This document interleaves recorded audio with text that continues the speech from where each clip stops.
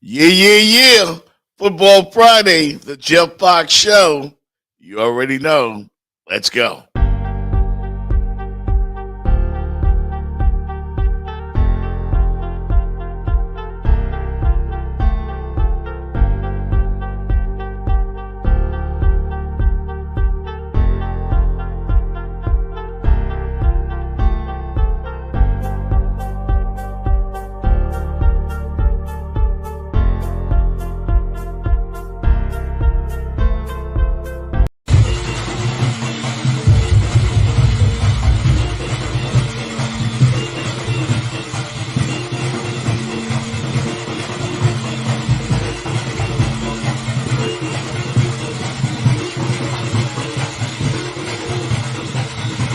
It's not even close. It's not even a contest. They've proven that they've got arguably the best mascot of all time. The best mascot. Where is Ellie the elephant? Ellie, Ellie, Ellie. They call me Big Ellie, Big Silly, Big Dirty. I am incredibly proud. This is a proud moment. The way that these young ladies have represented us, this program, and this city. It's a proud moment. I'm excited. And you know what? So many of these people said we were in it in 97 when you guys were at the Garden and at other venues, and now here the Liberty wins, so you got to be extra proud. We're thankful because we have the best fans there is in this game of basketball, period.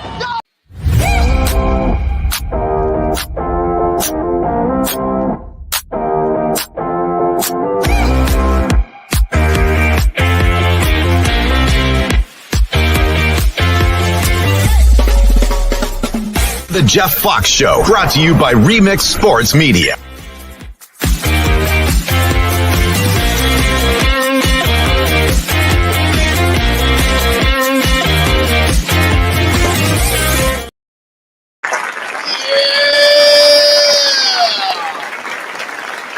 Welcome. Welcome, everybody. Welcome to the Jeff Fox Show. It is a Football Friday, fabulous Football Friday. Got a big show for you today. Lots of exciting and fun things to get into. And, of course, we ready to put it down, man. So it's about to go down. In case you have not noticed as yet, my co-host, Jenny Jones, is on a special assignment in the ATL. So she'll be back on Monday here on the show. But she might pop in for a little bit. I don't know. That's what she says. So we'll see about that. But lots of exciting stuff to get into today. Make sure you keep up with all things. Jeff Fox Show. Follow me at Jeff Fox, the host. Follow Jenny at Jenny J. Jones on IG. Jenny J. Love Jones on IG. And, of course, keep up with all things Remix Sports Media and the Jeff Fox Show. What you saw at the beginning was the New York Liberty celebrating their WNBA championship last night. And, you know, I'm happy for the city of New York, happy for all my friends from up there, uptown. And Knicks fans, y'all got to catch up. Y'all got to catch up. So it is what it is, you know, but it was a great time up there, man. Jonquel Jones, of course, the MVP representing Holmes Rock in Freeport, Grand Bahama, the Bahamas. The Bahamian girl on top of the world, leading all the cheers yesterday as the real MVP. Congratulations, Jonquel Jones. Y'all ready? We all we got. We all we got. We all we got. We all we got. Yeah. Yeah, Jonquel, the MVP, and they did it big up there in New York yesterday. And, of course, you know, she says there's another parade coming when they go to the Bahamas.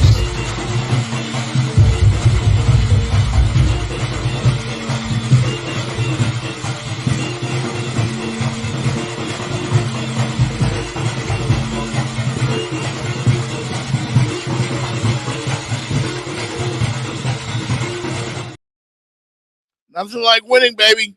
Nothing like winning. Everybody loves a winner. Congrats to Liberty. Took them 28 years, and now it's up to you guys, the New York Knicks, who looked horrible against the Boston Celtics the other night when they got things started in the NBA. But it's a great time to be in New York, man. Great time to be a basketball fan. Great time to be a New York sports fan. The Knicks are going to try to get it done this year.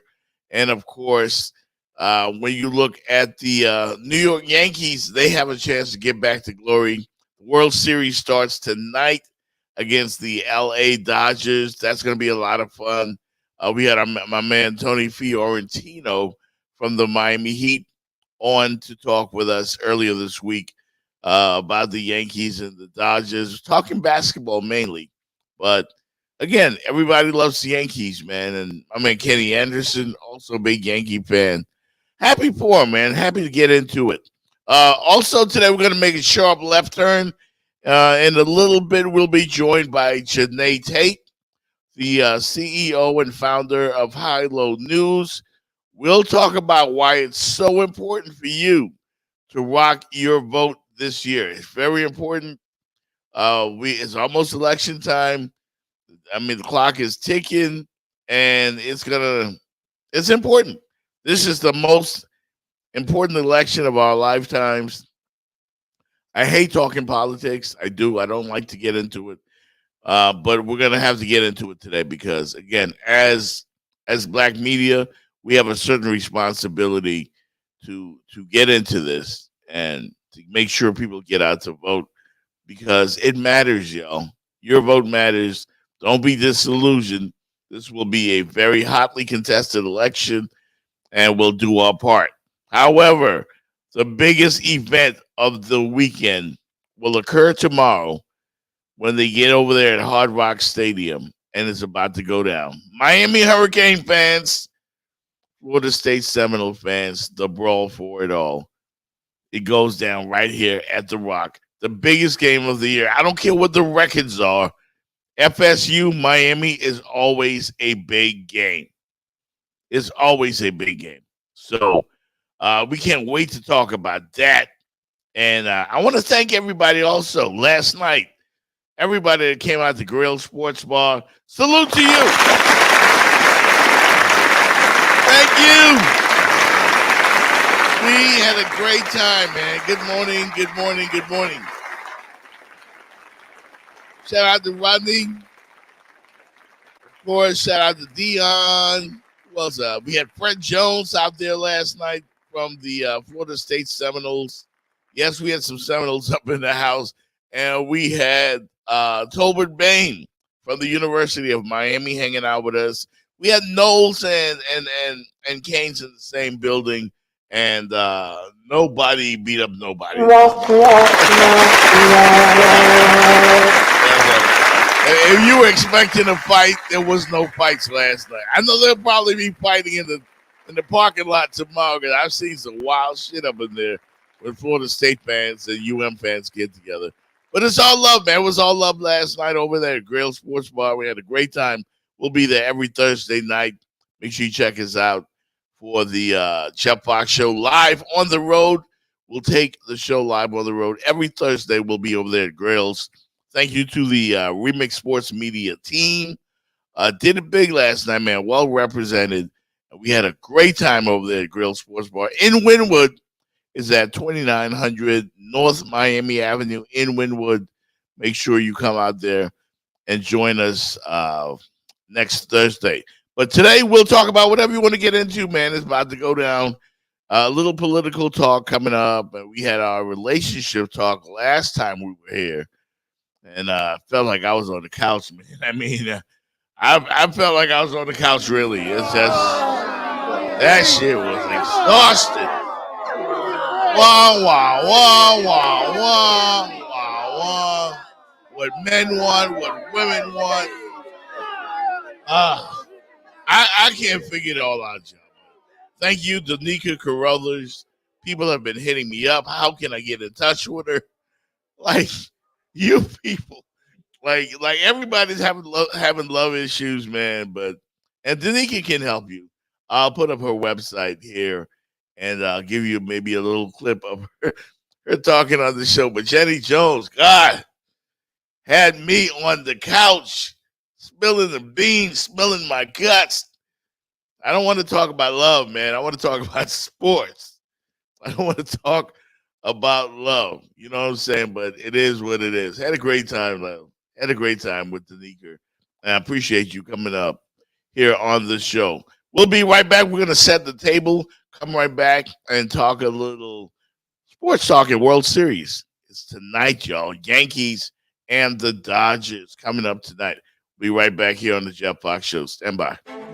Hello, Miami Gardens. Once again, it's time for you to let your voices be heard. It is time for leadership. It is time for you to have somebody that will have your back. Karen Hunter Jackson is ready to go to battle for you. So for Miami Gardens Council, seat number 5, make the right choice. And punch 145 for Karen Hunter Jackson. That's 145 for Karen Hunter Jackson. Karen Hunter Jackson is one of us. She is of the people and for the people. A woman of God and an elder in her church. Karen Hunter Jackson is exactly what and who we need for Miami Gardens City Council, seat number 5. Just go to her website, onecommunitycan.com. That is onecommunitycan.com. You will see that Karen Hunter Jackson will walk it like she talks it. The proof is in the pudding. Who helped secure funding of over $650,000 for safe off-street pickup and drop-off for Norwood Elementary students? Karen Hunter Jackson. Who helped clean up your post office on 441? Karen Hunter Jackson. Who has secured the endorsement of Democratic Women's Club of Florida, the Women's Democratic Club of Miami Gardens, and the Blue Wave Coalition of Miami-Dade? You guessed it, Karen Hunter Jackson. Karen Hunter Jackson will fight for change on your behalf. So don't complain. Vote. Punch 145 for Karen Hunter Jackson. That is 145 for Karen Hunter Jackson. That's your voice be heard loud and clear. For Miami Gardens City Council seat number 5, punch 145 for Karen Hunter Jackson. What up, what up, what up? It's Thursday Night Football once again, and this is Jeff Fox from the Jeff Fox Show. We will be live at Grills, Miami every Thursday starting at 7 o'clock. Jeff Fox Show live from Grills, Miami in Wynwood, 2800 North Miami Avenue. The food is outstanding. The service is outstanding. We have special guests. Jenny Jones will be there. Tommy G will be there. The entire team from Remix Sports Media will be there. Don't miss out. Lock in your spot for the best football vibes in Miami. RSVP now for free entry to get a discount on the VIP list at eventbrite.com. Check us out every Thursday night. We'll be at Grills Miami, 2800 North Miami Avenue in Wynwood. And of course, it's all powered by Remix Sports Media. Miami has the Dolphins, the greatest football team. We take the ball from goal to goal like no one's ever seen. We're in the air, we're on the ground, we're always in control. And when you say Miami, you're talking Super Bowl, 'cause we're the Miami Dolphins. Miami Dolphins, Miami Dolphins #1. Yes, we're the Miami Dolphins. Miami Dolphins, Miami Dolphins #1.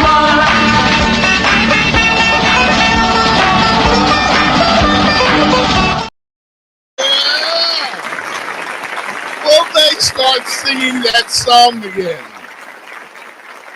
Will they start singing that? It's an annoying song, y'all. I'm sorry. That song sucks. Maybe you guys need to get DJ Khaled or somebody to go in the studio and update that song. But yep, they singing it again. Dolphin fans are deliriously happy, some of them, because your quarterback, Tua Tagovailoa, is back when they play the Arizona Cardinals on Sunday at The Rock. And a lot of people expect this losing streak that this team has been on to finally come to an end. Like all of a sudden, this team that barely scores maybe 10 points a game now is going to be fixed because one guy is plugging himself back into Coach Mike McDaniel's offense. And I hope so. I hope so for all y'all. because this has been misery so far. And I didn't even like what I saw in week number 1 when it was when they played the Jaguars. The Dolphin offense, I don't know what's going on. You know, we talked to Josh Moser from WSVN Channel 7.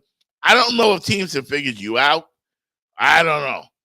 But I hope you guys get back to that exciting brand of football, the greatest show on turf. Comparisons have ceased. Like, we want to see the Dolphins get back to big-time football, being exciting, being flashy. I want to see it. I want to see it for you guys, you know. So with Tua coming back, practice this week, he cleared all the concussion protocols. He'll be in there, and he'll be starting on Sunday for the Dolphins. Tyreek Hill pretty much guaranteed it. Said, hey, you know, bet on me, because he's been pretty quiet. Dolphins is really, they kind of suck. Sorry. They have been bad. Bad. Last in the offense category in the National Football League. I have no idea how to fix it. I'm hoping Tua.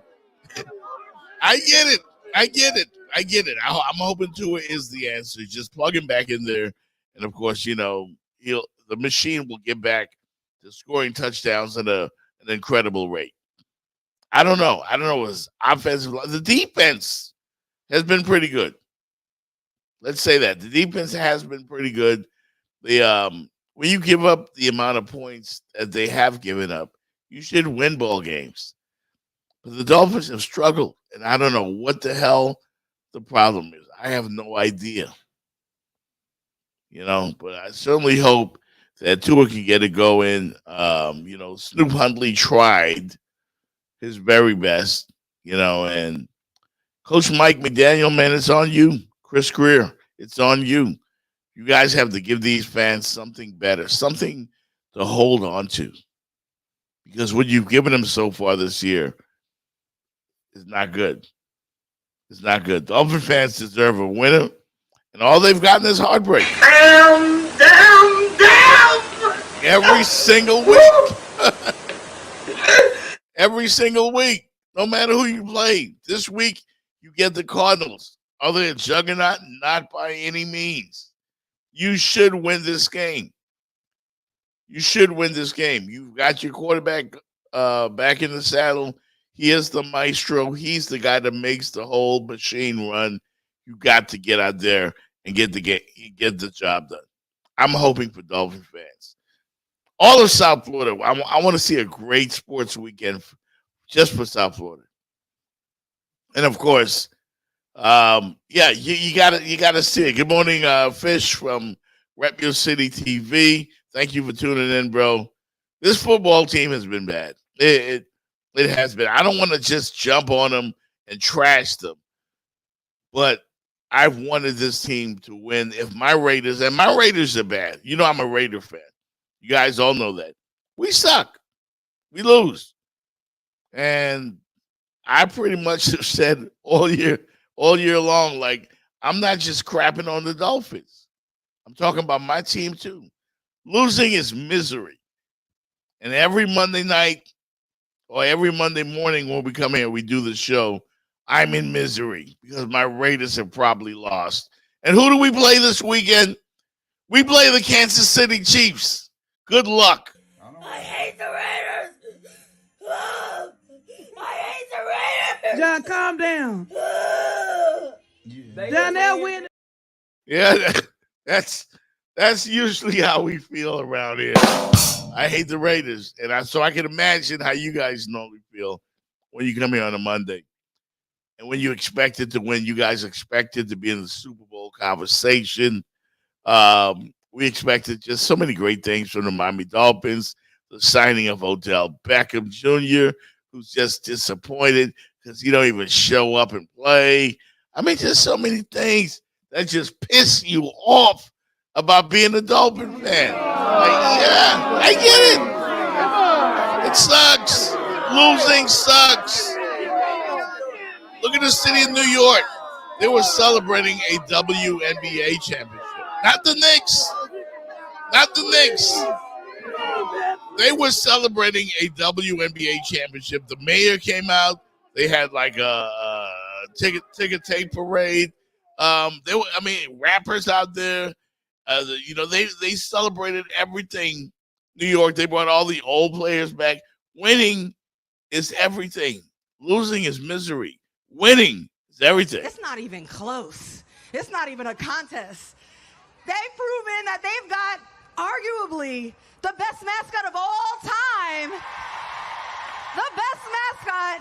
Where is Ellie the elephant? Ellie, Ellie, Ellie.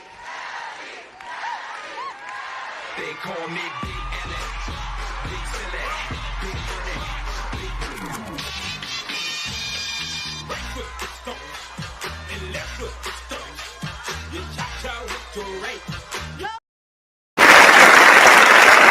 Just win, baby. Just win. So I don't want to hear it. Tua's back this week. All of you Dolphin fans gonna be hitting up the sports bars, gonna be talking y'all shit. You're gonna be loud because there's this beef going on between Dolphin fans and Cowboy fans. Both teams suck.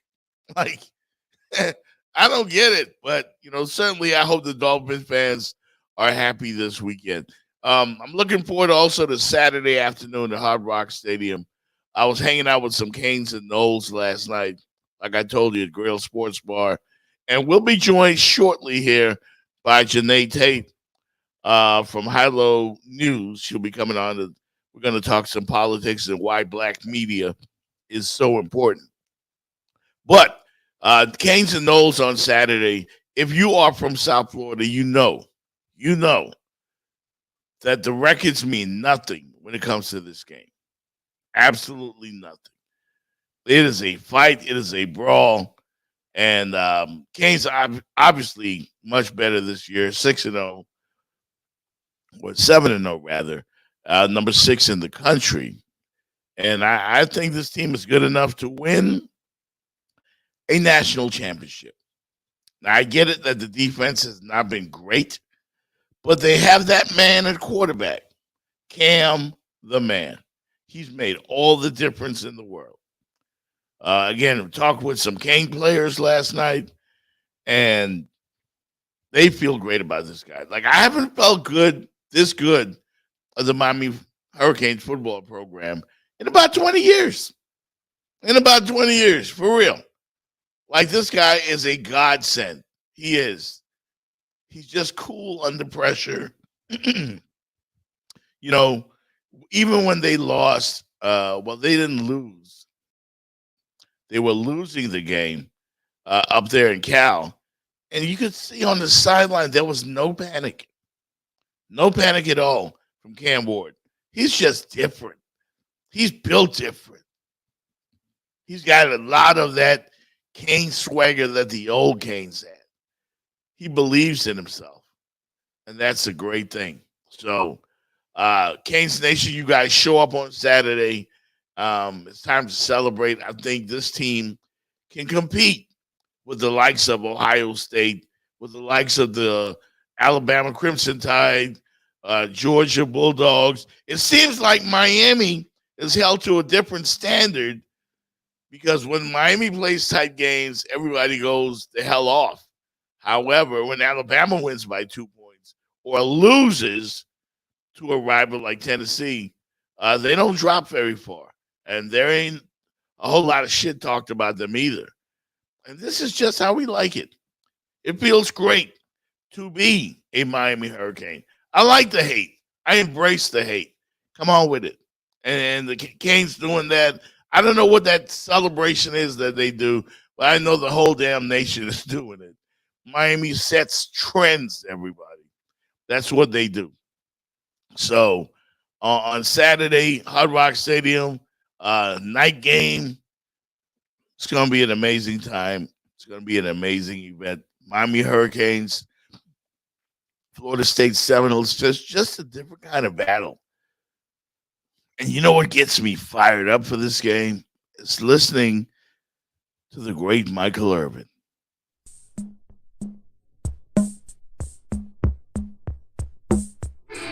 There are many men in this room at the conclusion of last year that said to yourself, maybe you even shared it openly, that next year will be different. Next year is here.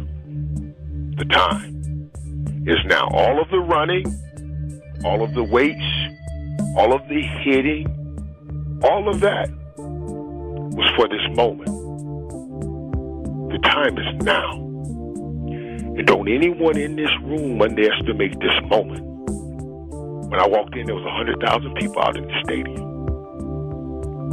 You got every reporter, every TV crew, everywhere. They set this game on a national holiday. It's on national TV. Everybody stayed home from work to watch you. And when things like that go on, that brings about pressure. Big moments, they bring about pressure. And pressure does one or two things to people. I pointed to the Florida State locker room and I said, for the good, it makes them fold. But for us, the great, it makes us focus. So when you walk out here and you see these 100,000 people and they'll be yelling at you, don't worry, you focus. When you go out on this field and everybody's running around and things aren't going your way, and it will happen because it happens in every game and it has happened to everybody, that's all right, you focus. But when you turn that thing around and it's going your way and you got that point where you need to put a team away, that's pressure. But you focus and you get it done. Right here in this locker room, right out on that field, we were down 19-3. 19-3. I looked around this locker room and I said to everybody then, there's only one way we get out of it. There's only one way we get out of this, and the way we get out of it is each man has to make a promise, one to another. I will get my job done. And all my years of winning championships, the one common thread that was woven through each of those teams was a promise made, one man to another. I will get my job done. Can you guys promise that to each other?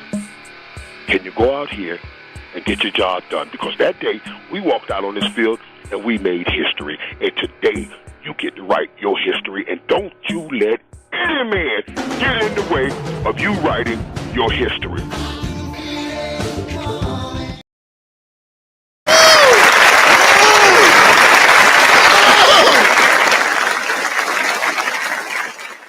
Oh, preach, Michael Irvin, preach. And we've been waiting. Fish, I don't know if you still watching, but we've been waiting years for this shit. Years. God has finally answered our prayers. Thank you, football gods. You sent us a quarterback. I already forgot the name of the dude we had last year. What's his name? You guys tell me in the chat. I don't remember his name. But Tyler something. Van Dyke, yeah. Always threw the ball to the other team. That was his job, just throwing it down. Man, I'm glad we got Cam. I am so happy that we have Cam. Heisman Trophy candidate. He scares me sometimes because he does some crazy shit with the football. Like, Cam, what are you doing? When he's just about to get sacked and throws the ball to somebody. But he does not panic. You heard Michael Irvin. Like, that's how seriously, that's how intense Miami and Florida State are. This used to be the battle for the national championship every year. Now, both teams have fallen on hard times. The Knowles came all the way back, and they should have been in the championship game, but all know the controversy from a year ago. No need to rehash all of that. And they've been absolutely dreadful this year. But I don't think you fire Coach Mike Norvell. I think he'll be back. He deserves a chance to come back. Quarterback got hurt a year ago. Never know what could have happened had they gone all the way. Probably not have beaten your eventual national champ, but you never know. You never know. But for Canes fans who've had to deal with Al Golden, Al Golden. What's the other one? It's a disappointment. Every year we hear the Canes are back. It's just been bad. It's been tough. To go up to Louisville, stomp on their logo, and then get our ass kicked on the field. Those days are over. The Canes are back, y'all. I'm telling you. They're back. They're different. They're dangerous again, and they can score on anybody. So we're not scared of the Georgia Bulldogs. We're not scared of the Crimson Tide of Alabama, Oregon. I don't care who you bring. This team is never out of a game. And if you guys score, you're going to have to stop us. You're going to have to stop that man Cam Ward.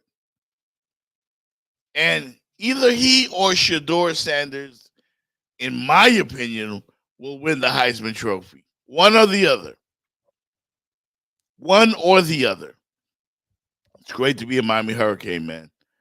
After all the times, after all the years of losing, after all the years of, and I'm not, belittling the Northwestern class with Ja'Cory Harris and Fortson and those boys. But that's when I really believed that the Hurricanes were back, and we got disappointed. The team somehow got pushed around game after game. They went years without winning a single bowl game after winning national championships. Those days, I couldn't deal with it. But it probably wore the U. We wore the chain because the University of Miami embodies who Miami-Dade County is. You guys know. You heard the songs. You seen Trick Daddy tell you. You seen Uncle Luke tell you. Anybody from Miami-Dade County, before we rep the Dolphins, we rep the Canes. And when I talked to Tobin Bain last night, I remember the days when these guys could go to any club in Miami and get in free. Any club. See, America wasn't ready for them. They weren't ready for the gold teeth and the dreads and all of that stuff. They were stereotyping us. It was the convicts against the Catholics. All that other bullshit that the media just came up with. They should cancel the Miami football program.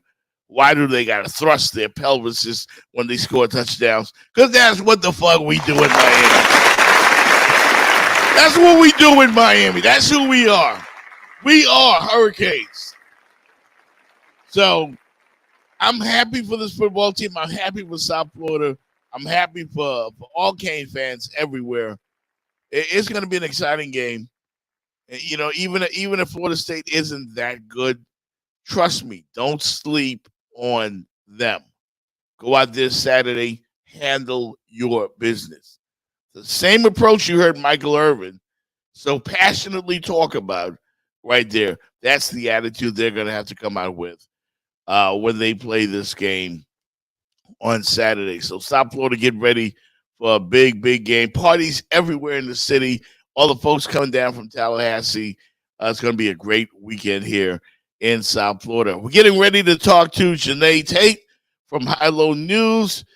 She'll be coming along and telling you why you need to go to the polls and vote, because this is a critical, and I mean critical, election. Critical. And I know I love to talk sports. I don't like to talk politics. I've said that before. But this feels a little different. So get ready for it, man. We're going to have JANEY Tate join us in a little bit. You're watching the Jeff Fox Show. We're going to take a break and pay some bills. We'll be right back.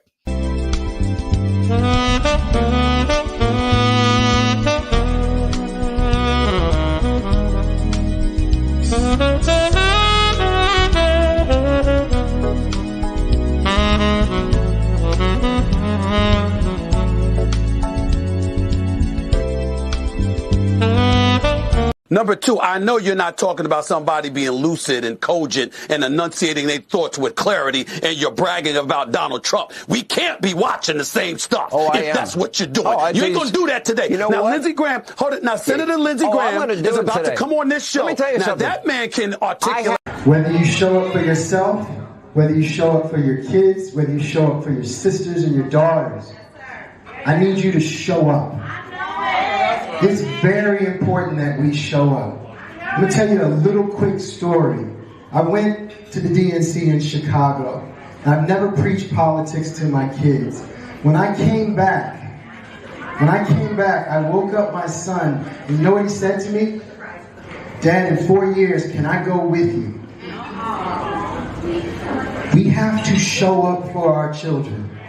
Does that make sense? Yeah. We show up for so many things that don't matter, that don't affect our daily lives.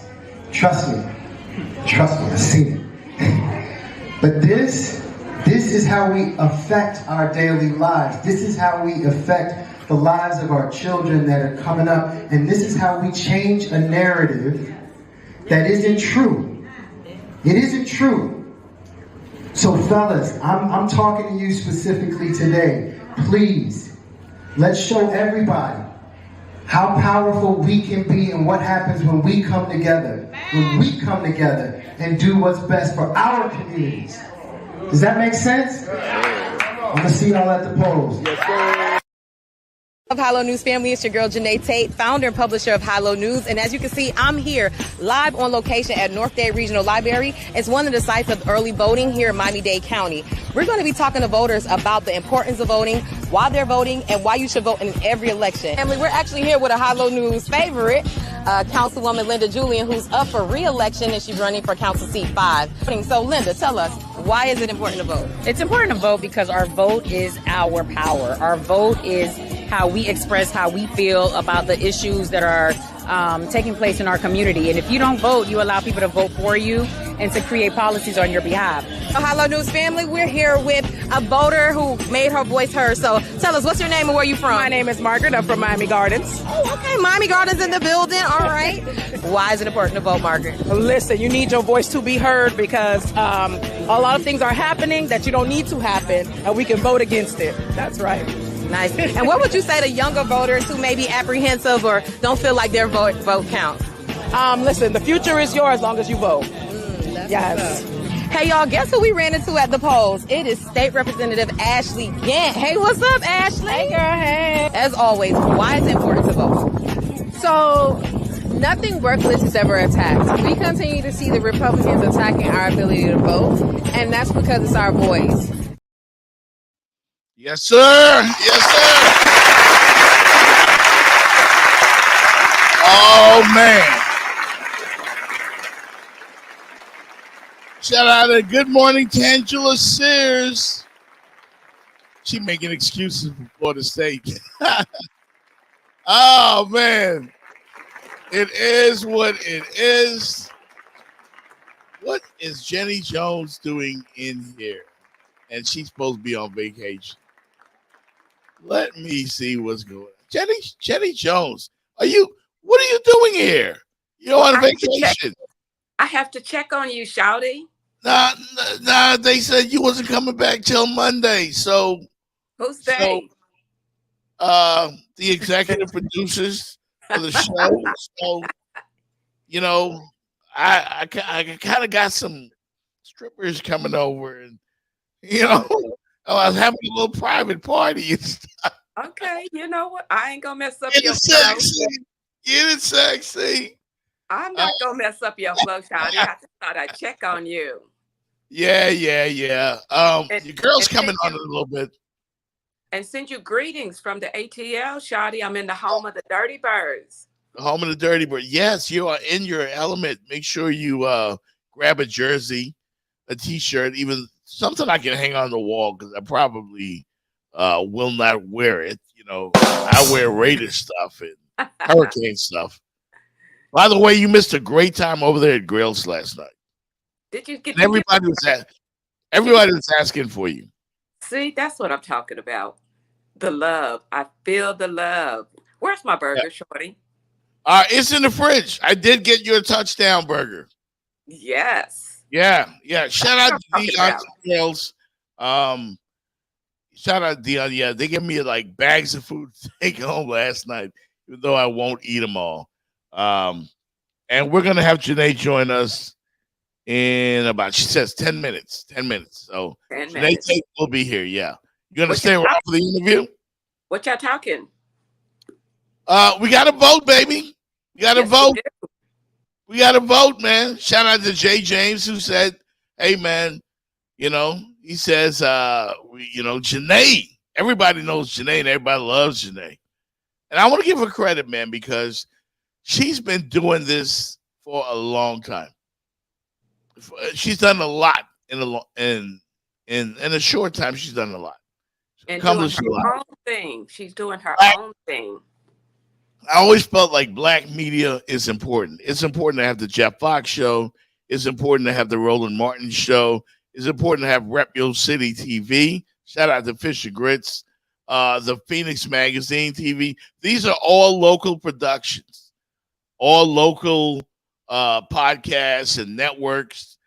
Get the people out. Big shout out to Papa Keith from 103.5 The Beat. I mean, and like Tangela said in the chat just now, this election depends on our lives. Our lives depend on it, really. Yes, they do. Every vote counts. Every single vote. And listen, it doesn't matter who you vote for to me. If you want to vote for one side or the other, just vote. Just vote. I'm not going to tell you who to vote for, unlike some other hosts that just demand that you vote a certain way. But just vote. Vote. Or don't complain after things don't go your way. Just President Obama said it best. I will say this, though, about the vice president. I mean, she got the endorsement of Taylor Swift, and you know how we feel about the Swifties. Then she backs it up and has the endorsement of Beyonce, man, the Beehive. Yeah. Like, how you do it, those influencers. But that's not why, all the flash and all that stuff is good. I've got my personal thoughts on everything, and I'll share them. Like, I hate talking politics and getting into it because it leads to arguments and yelling matches, and friends break up. You lose friendships. Yes, but if that's what has to happen, then lose that friend, lose that friendship. This is critical, people. Very. And as black people, you must vote. Your ancestors died for this. They died to give you the right to vote.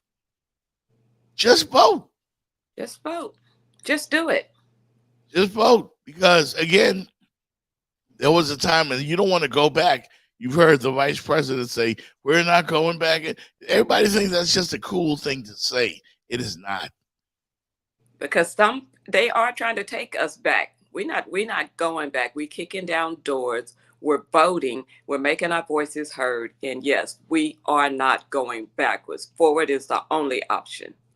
One of the reasons, Jenny Jones, that I'm looking forward to having Janae on the show, and I'm glad to have you as a co-host, is the fact that some men, are having a tough time envisioning a free world that's being led by a woman. That seems to be a problem. It's going to have to get over it. And I think all these things are distractions coming from the other side. A lot of stuff thrown at black folks. And this election is critical for you, Black America. It's critical. Exactly. And don't take it for a joke. I'm telling you right now. I got some friends, man, that are working overtime. The date is fast approaching. You got to get early voting has already begun. Go out there and vote, man. It's critical. As soon as I get back, I'm filling out my ballot and I'm dropping it off. Yeah. I usually try, the mail in, okay, but I'm getting kind of close to time and I want to make sure that it gets there. Filling it out, dropping it off. That's what I'm doing when I get back. Tammy says Janae is awesome and she does great work. Yeah, Tammy, that's true. She is. We select her especially, Jenny, because of the work she does. She has the That Part podcast with Papa Keith. They do remarkable work together. They've had some heavyweights on their podcast. They're more political because, again, we're just a sports show. But I felt the need that this year we have to say something. We gotta get in line with the Roland Martins and what's the other dude from the Ghetto Boys? The Willie D's, the rapper Plies. I mean, everybody's just flooding social media with stuff. A lot of it is nonsense, but not this stuff. Like, what are we dealing with? Why is this country so divided?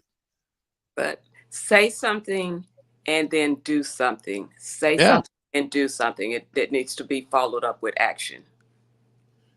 I mean, I'll throw my dad out there. I'll put him on blast. I'm not saying he's not. He says he's not a Trump supporter. And I told him, hey, if that's who you want to vote for, that's your right. But he just does not love Kamala Harris. He just don't. Well, it's one or the other, though. It's one or the other. And if you sit out and don't vote, it's like you're pushing your vote toward the other. One thing I'm embarrassed about just now, sometimes I do fuck up. I do mess it up sometimes. And I shouldn't do it. Kamala Harris. That was embarrassing just now. I said the other thing that the other guy, the orange guy, always says. My bad. You're bad. Yeah. But it is important. And guys got to get it, man. Like, you can't possibly think that, like, get out of the Stone Age, man. Get out of the Stone Age. Stop thinking that this is a man's job. You can't have a woman telling us what to do and this, that, and the other. Why? Women are doing everything that men can do. Yes, they They're are. doing it all. Like, the fact she's tough, man. Her rallies have been the energy ever since Joe Biden dropped out of this thing.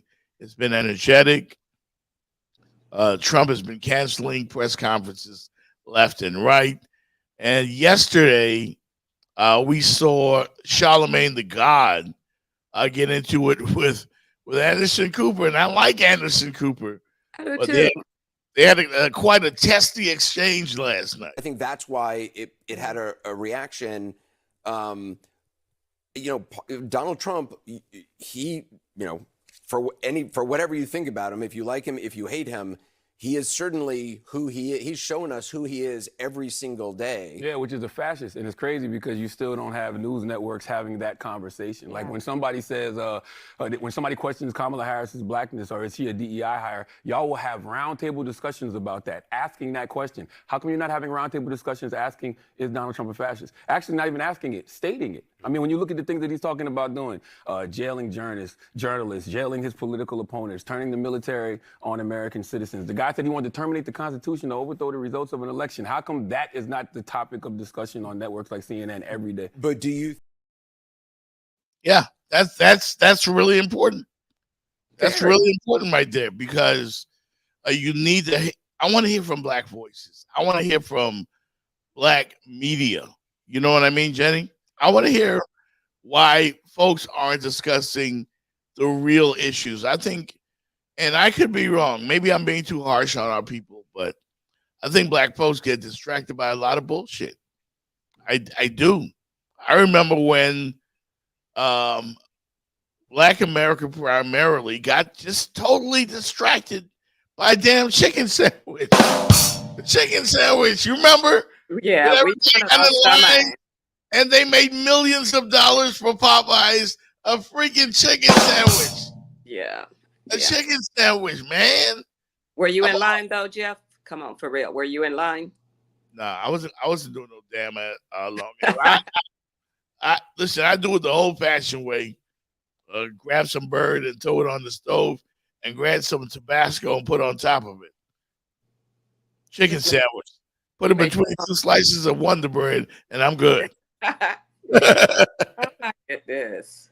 Yeah, man. I mean, I went and got one eventually because I wanted to see what is this craze about. But you know, just too easily distracted. Talking about what Jay-Z did or the whole Diddy situation. It's just I don't want to see dumb shit on the news and on my TV anymore. Like, let's talk about what's really important. Exactly. And like D'Angelo says, uh, she's a great friend of mine and Uncle Luke, even though her and Uncle Luke are great friends, especially.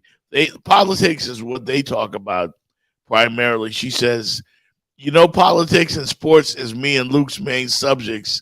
Consider Project 25 when you vote. Wow. That's a powerful statement right there. Yes. Yes. And again, we're waiting on JANEY Tate. She's locked up in a meeting right now. She's never stopped working. She just keeps working.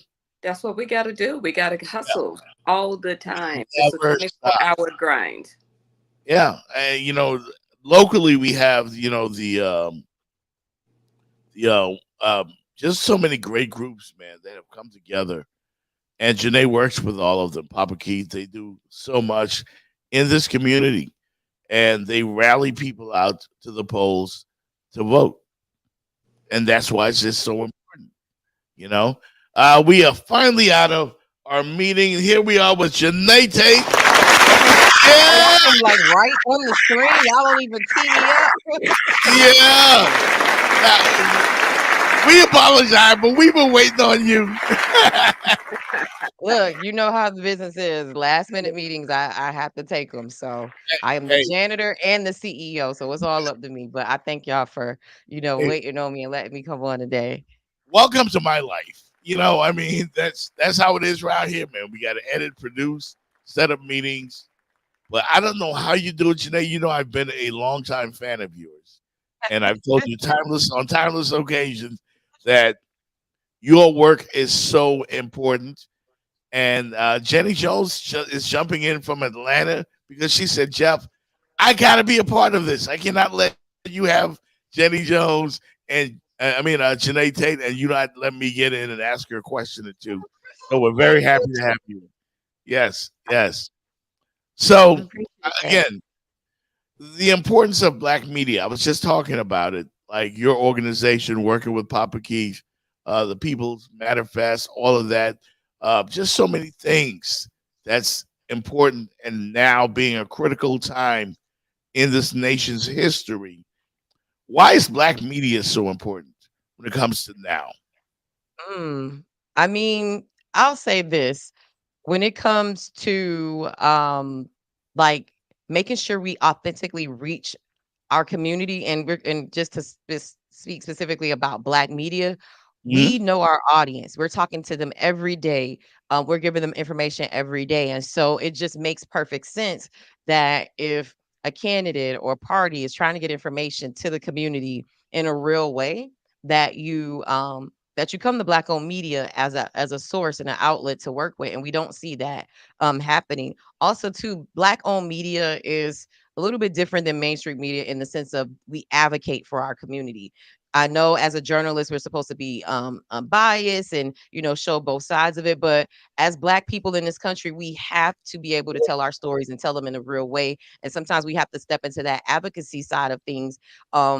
And I think that's just been the history of Black owned media, away from you see Ida B. Wells and Frederick Douglass with their papers during the time of slavery to, the Johnson Empire with Ebony and Jet. Like they have stood in those spaces with the civil rights movement. And now you see, I know a lot of digital media publishers, Black owned media across the country who do the same thing as me in their communities in Kansas City, Chicago, Charlotte, where we're speaking to the community, we're telling them information, we're advocating for them, we're letting them know what's going on, we're asking for equity, we're letting them know the information that they need to be informed.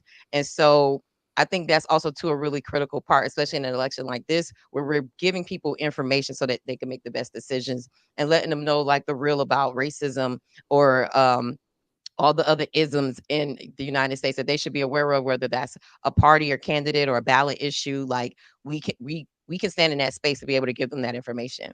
And that to me, that's the importance of Black media and the mission and purpose of it. Yeah, we felt compelled here, Jenny and I. We discussed it. We said we got to, we got to at least say something. Bring someone like yourself or Senator Bullard. I mean, I've seen you talking with everybody. You have been working tirelessly.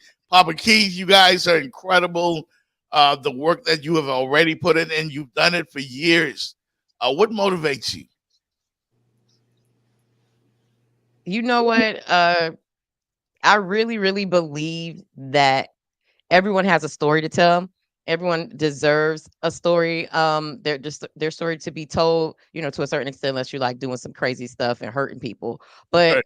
I really am at the core of like storytelling. And as I got into journalism and working, especially early in my career as an intern at the Miami Herald and CBS for Miami, just seeing the lack of Black leadership and seeing how the sausage is made, so to speak, like who decides whose story gets told. And I realized that if we're not at the table and in control, then our stories don't get told. And also, too, going into the community as a new reporter and not being trusted because I worked for, white owned or, mainstream media was a light bulb moment for me as well, that it's important for us to have a safe space to tell our stories. And I just really, really believe in that to my core. I love Black people. I love people of color. I love like the disenfranchised like community. Like if you're the underdog, so to speak, when it comes to mainstream, like I have a heart for you. I want to tell your story. And specifically for me, my platform is for Black and brown millennials. And so that they have a special place in my heart to be able to inform them and tell their story. Everybody's invited to the party. But for me, the mission is making sure people have the information that they need to be able to make the best decisions for their everyday life. And to me, I felt like mainstream media was not addressing our community, especially not millennials and even now Gen Z, like they're not addressing them specifically. And I feel like we were not being at the table where if we don't have the information to be able to make a right voter decision, say something's wrong with your street or a park needs to be redone. If you don't know how that process works and the people who share information is not targeting you, then you're just left in the dark. And so for me, I felt like no, I don't think my age group, my demographic, my community should be left in the dark, and somebody should be telling these stories. And so for me, that's what really drives me. The mission behind HYLO News is to really give people hyper local news, which is what HYLO News stands for. Yeah, so it's so needed in our community, and of course, Jenny's joining us from ATL, my co-host, and I'm sure she That's has a in question. Atlanta for an Online News Association conference. Yeah. What I wanted to say, Janae, and telling everybody that we need to, Black folks, we need to be in the mainstream media so that we can help cultivate the news. But and we also need to have people like Janae, and and even the Jeff Fox show that are telling our stories. And I said, when you're in these newsrooms, because I'm in the newsroom and I see how the news is made, and if you are not in there to help push for your stories, then we don't get them. So we need both sides. We need people in the mainstream, and we also need people that are doing their own thing, like a Janae Tate, and like I said, like the Jeff Fox show, that can help tell our stories, because you got to come at it from both angles. No, definitely, and it's to me, it's not an either or thing. I think actually, I feel like we should work better together, and I would say locally, especially in South Florida, I see independent media outlets and like people who work for mainstream media, especially in the NABJ, our NABJ chapter, very very collaborative. And shout out to people like Jawan Strader, Constance Jones, Calvin Hughes. Donovan Campbell, like these people are, if there's stories that I want amplified using their networks, they're there as a resource. Sometimes they'll take stuff from HYLO News. I've gotten calls from people like, hey, NBC called me, they saw my article, they wanted to expand or have me as a guest, or this person XYZ. So I think it goes hand in hand. Like we actually do need both. So I definitely second what you're saying, Jenny. Yeah. Because like I said, yeah, we are, I was trying to tell these students, because sometimes we would do our NABJ meetings at the schools, the high schools. And I was telling the students, you have to be a part of the process. Maybe sports is what you want to do, but have a second option, have a part B, and maybe you can't play on the field anymore, but you can be in the you could be in the newsrooms, in the sports newsrooms, and making sure, like I said, making sure that our stories get told, making sure that they get the right light, because sometimes they only want to tell the negative. Sometimes they only want to show us when our hair are not combed, and you get the big spotlight then when your hair is not combed. But how about when I'm well dressed and I'm well spoken? That's show us that light, because we want to see our people in the best light as well. No doubt about that. We're talking with JANEY Tate. She is the owner and founder of HYLO News, publisher as well, doing tireless work in our community. It's a critical time in America, JANEY. We hear things that we've heard discussed, thrown out there, like Project 25. Tangela, one of our listeners right Hey, now, what's up, watching Tan? in the chat. That's Auntie. That's my friend over there. She keeps me in the Yeah, know. yeah. You need a Tangela in your game room, and I see some of my family in there. What's up, Tammy? Tamila, my business operations manager. She's in the comments. Thanks for the support, y'all. No doubt. No doubt. I love the way you rally everybody together because, again, that's what we need. It is what we need.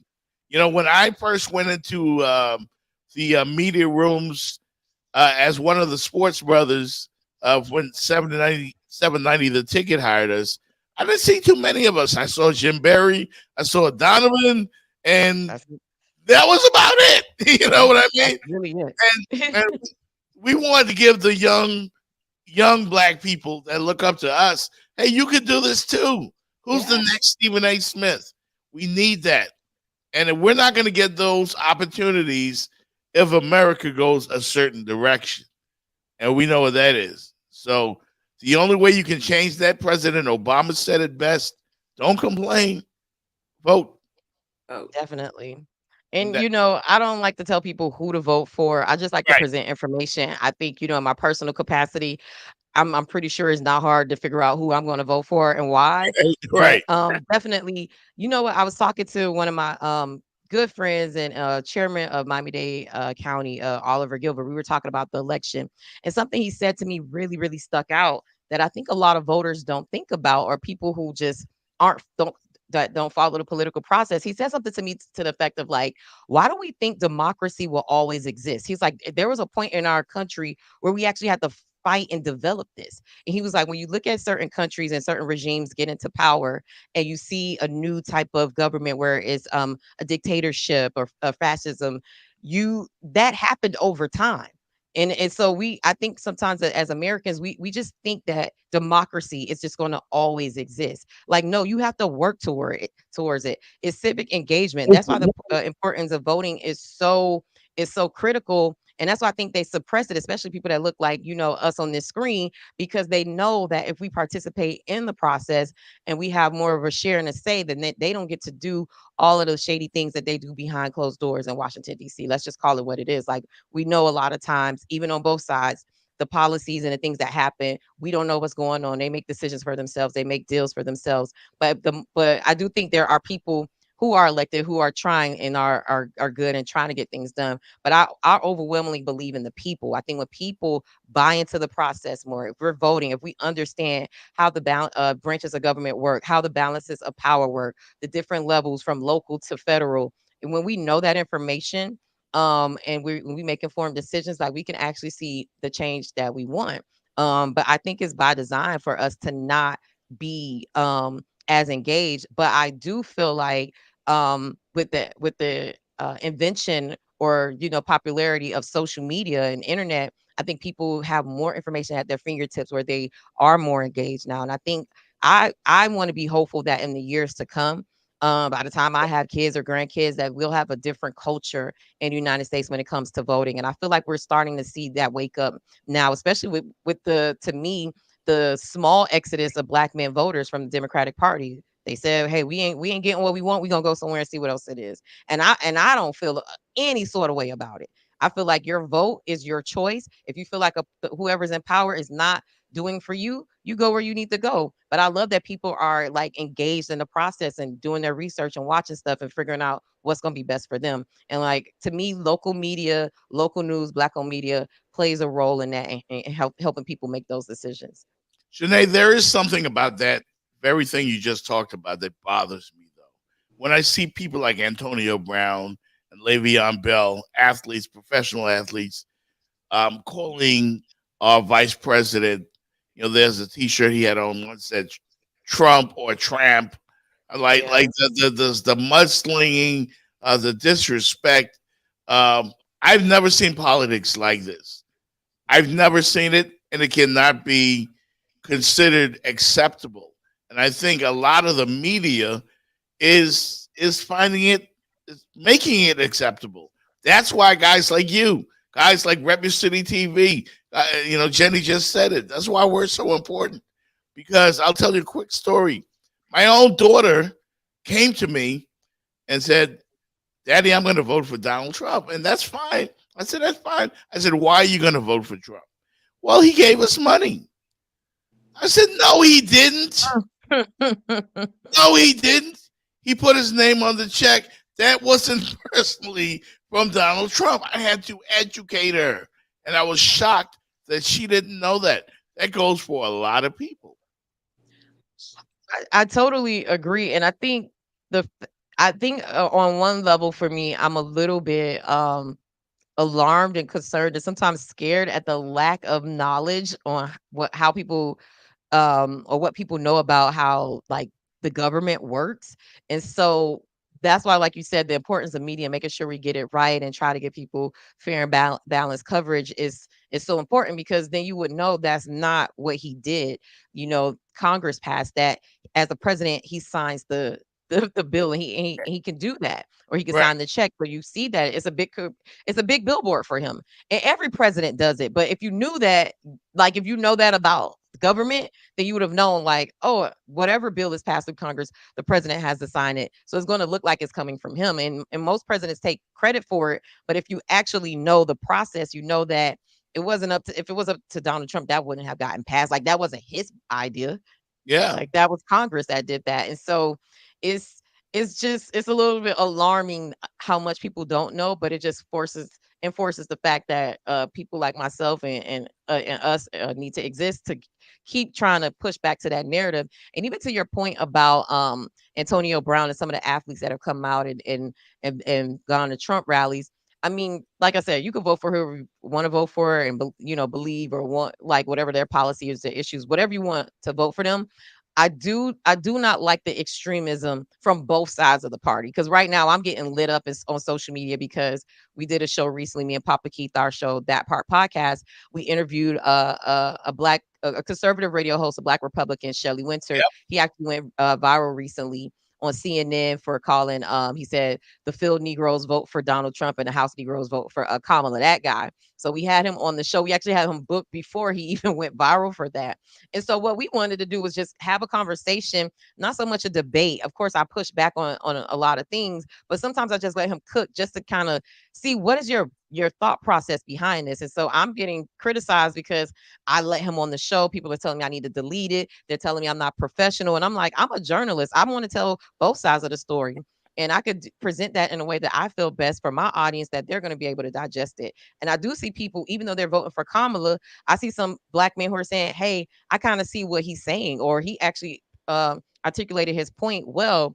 And so what I'm seeing is like this extremeness in both sides of the parties, where like, why does Kamala have to be a tramp, for you to vote for Donald Trump? Or why does Kamala have, why does Donald Trump have to be like, or I mean, I get why people are saying like he's a big idiot, he's this and that. Like, but why do we have to get into the personal side of it? I'm like a policy person. What are they going Yes. to do? What laws, what resolutions, what things, executive orders are they going to pass? What opportunities are they going to make available that's going to make our life better? That's going to give us equity as Black people in this country.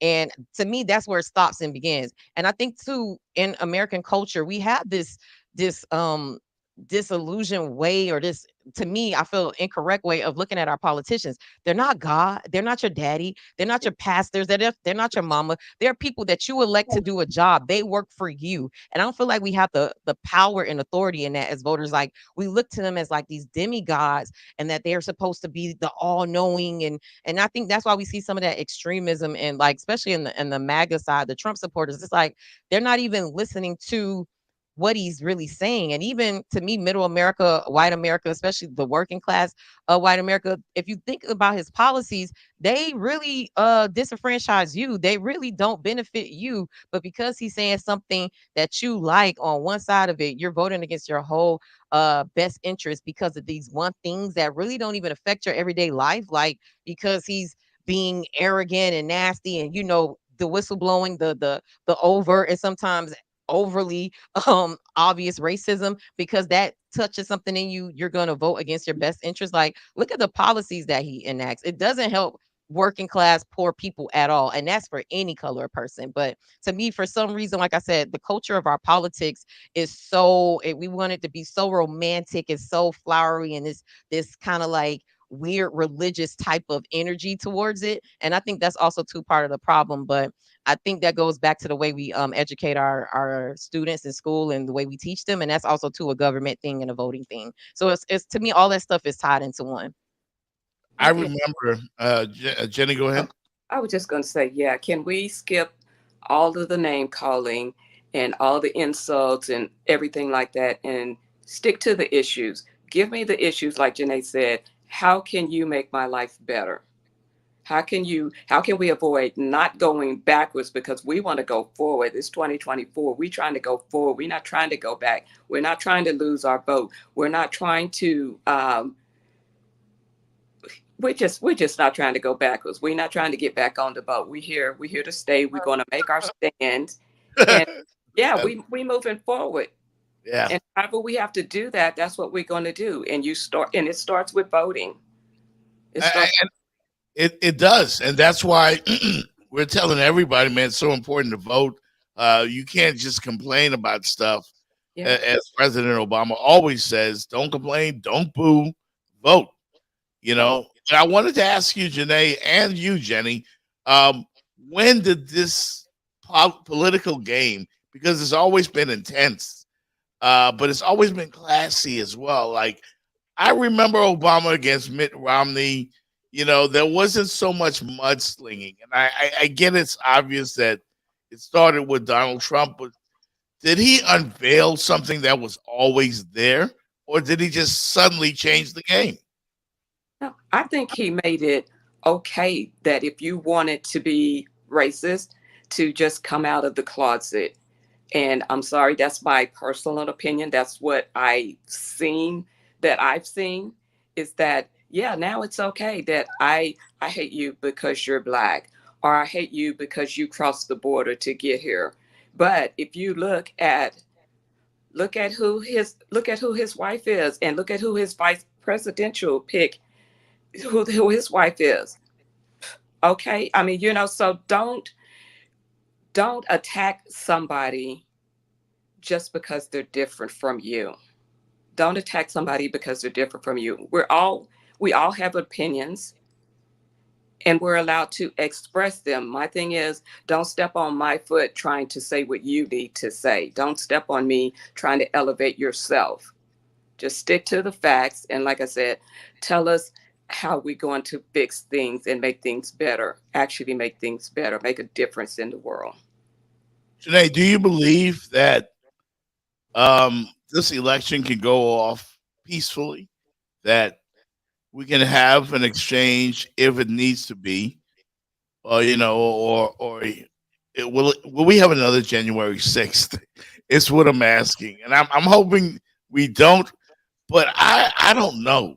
I really don't know. What to back up to the previous question about, like, did Donald Trump start something, or did this already exist? I feel like people forget that slavery existed for like 400 years. Jim Crow segregation, that's another 70 years, and we don't really become free in the real sense of like treated as real people until like the 1970s. So like about 15 years, 20 years before I'm born, that's when Black people started to get treated with some respect. And so I think that politics was classy, or we weren't seeing this stuff maybe in the 70s, 80s, and 90s because white people were in power. Like it was no reason to be this overtly racist because they were still in power. Like we had our few gains. Yeah, Oprah's here. We have some elected officials making it into office and doing things. But when what Obama revealed was there was a shift in the structure, in the power structure, and I think that's when a lot of people who still believe in a lot of those old Dixie racist ways, that's when they felt like the power slipping out of their hands and the country looking like something where they would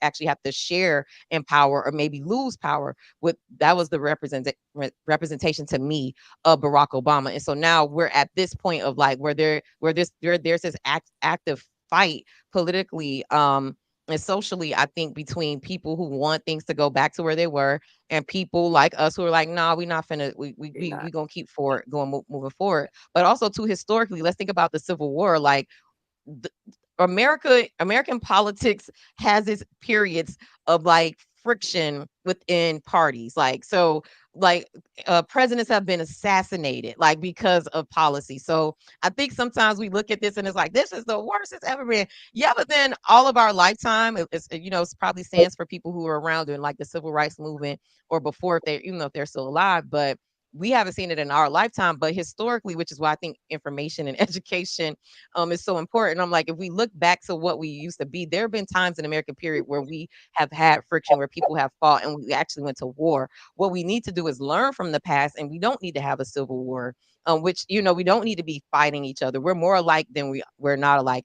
I say this all the time. I actually probably have a lot more in common with the Southern white person, probably saying that they're like not racist or not, but I probably have more in common with them than I would like a liberal white person from New York or California. Like I actually relate more to them because I mean, even though Miami, we're our own thing, we're our own Right. country, so to speak, but we're Right. still the South. There's still a lot of Southern tradition and values and culture that I relate to somebody maybe from a Virginia or Alabama or Georgia. And so we're more alike than we like to think. And I think unfortunately, the racial lines is where a lot of us dissent. And unfortunately, and I wish people will wake up. But to me, like Donald Trump has just awakened or he just brought back he brought to the forefront something that was always there to me. And in regards to January 6th, I think I I got a report from somebody out of the Tampa Bay area that was saying that they've been hearing that there may be some unrest. And we know once you get outside of West Palm Beach, really even Broward County, Florida is effing red. Like so that area maybe they're getting some alerts on like, to be cautious if Donald Trump doesn't win and that maybe there may be some rioting. I personally don't think Americans are that are that fit. I think they're a little lazy. I think Oh we're keyboard God. gangsters. Yeah. However, I am a little cautious in the sense of like what Donald Trump may incite, and because we see him do it with January 6th, unfortunately, I wouldn't be surprised if that happened again, maybe in a different way. I think the Washington D.C. is very much on alert where they wouldn't let a January 6th happen. But I not only want to put it out in the atmosphere what I think could happen because I don't even want somebody to get an idea, but I think Donald Trump, if he goes that far and he's talking really crazy, he's really extreme ways, talking about he wants to get rid of the Constitution and give police immunity and all these other things and put jail his political opponents. I think if he is immature and doesn't concede that we could possibly see violence, and I think that people should be prepared. And we have the right to bear arms, and I'm not going to be opposed to anybody protecting themselves in a fair way if somebody's coming at them. Like I mean, if that's what happens, it happens. I just hope it doesn't, and I hope that we have a peaceful transfer of power, which is what our country has done well. But I just don't have a lot of hope for what Donald Trump may try to incite. I'm praying that the FBI and the federal government and state governments and local governments are on it and watching it so that we don't have to do that. Because unfortunately, in that, like we saw on January 6th, police were killed, innocent people were hurt. And that's just the only thing that's going to happen from that. But I would say stay vigilant. stay aware. And I feel like if you're in a certain city where it's, Democratic, I think you're safer than others. But if you're in an area where you kind of know what it is, it's a red area and you've heard extreme stuff, I would say be safe and be cautious on election night. That's that's almost shocking that we're living in a time like this because we've seen unrest in countries like in African countries and in Jamaica and Haiti and all these other Mhm. countries around the world, countries that we looked at and said, "Wow, that would never happen in America." Yet here we are Here we on the are. verge of what could be We all something. were watching January 6th. Like, I remember sitting in my living room, like, what am I watching? Like, Yeah, like you said, certain things you never thought you would see in your lifetime. I never thought I would see people and get away with it to a certain yeah, extent. Like, yeah. they're just letting them storm the Capitol. But here's the other thing too: when you have a lot of people, we kind of saw an example of that with Copa America at Dolphin Stadium. When you Yes, have that yes. many That was a people, shame. when you have that many people, it's hard to corral and police them because the police are outnumbered.